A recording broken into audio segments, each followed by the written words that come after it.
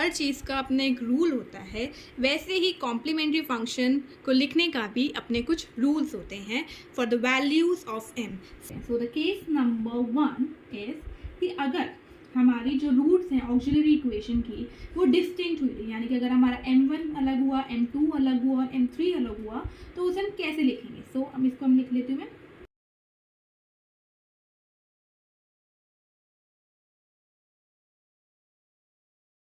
तो अगर हमारी जो रूट्स हैं ऑक्सिलरी इक्वेशन की वो डिस्टिंक्ट हुई, यानी कि m1 m2 m3 हुई, तो हम हमारा जो कॉम्प्लीमेंट्री फंक्शन है वो कैसे लिखेंगे। वो हम लिखेंगे f1y plus m1x plus f2y plus m2x plus f3y plus m3x।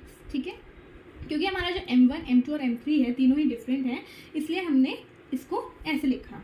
ठीक है, so the case number 2 is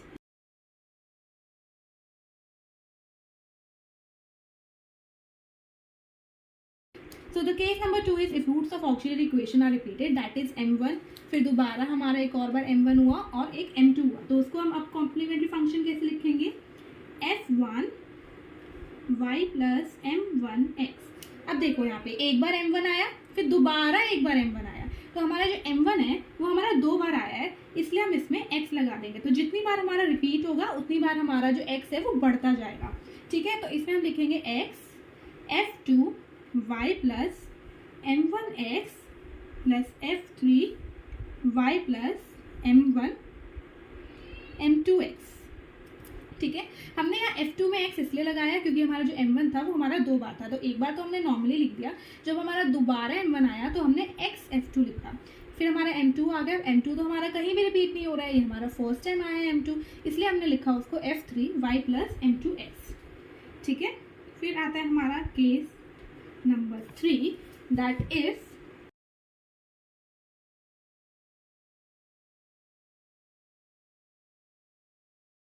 तो केस नंबर 3 में हम देखेंगे कि अगर हमारी जो रूट्स ऑफ ऑक्सिलरी इक्वेशन है वो बहुत बार रिपीट हो रही है, तो उसके कॉम्प्लीमेंट्री फंक्शन को कैसे लिखेंगे। सपोज m1 m1 यहाँ पे हमारा m1 3 टाइम्स आ रहा है, तो हम इसका हम कॉम्प्लीमेंट्री फंक्शन कैसे लिखेंगे। जैसे कि मैंने आपको भी बताया था थोड़ी देर पहले कि अगर हमारा जो रूट्स होते हैं वो रिपीट होते हैं, तो जितनी बार हमारे रूट्स रिपीट होते हैं उतनी बार हमारा x उसमें जुड़ जाता है। तो यहाँ पे हमारे 3 बार रिपीट हो रहे हैं, तो इसके कॉम्प्लीमेंट्री फंक्शन को हम लिखेंगे f1y प्लस m1x, क्योंकि हमारा ये m1 पहली बार आया है इसलिए हमने अभी कोई भी x नहीं लगाया है।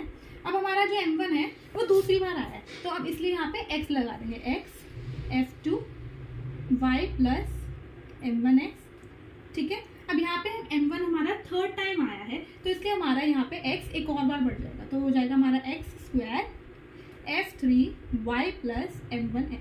तो हमारा यहाँ पे m1 3 बार आया था, इसलिए हमारा यहाँ पे x स्क्वायर आया। पहली बार आया अगर हमारा m1 तो हमने नॉर्मली लिख दिया, जब हमारा दूसरी बार m1 रिपीट हुआ तो हमने एक x लगा दिया, और जब हमारा तीसरी बार m1 रिपीट हुआ तो हमने एक और बार x स्क्वायर लगा दिया। अगर हमारा एक और m1 होता तो उसको हम लिखते x cube f3y plus m1x।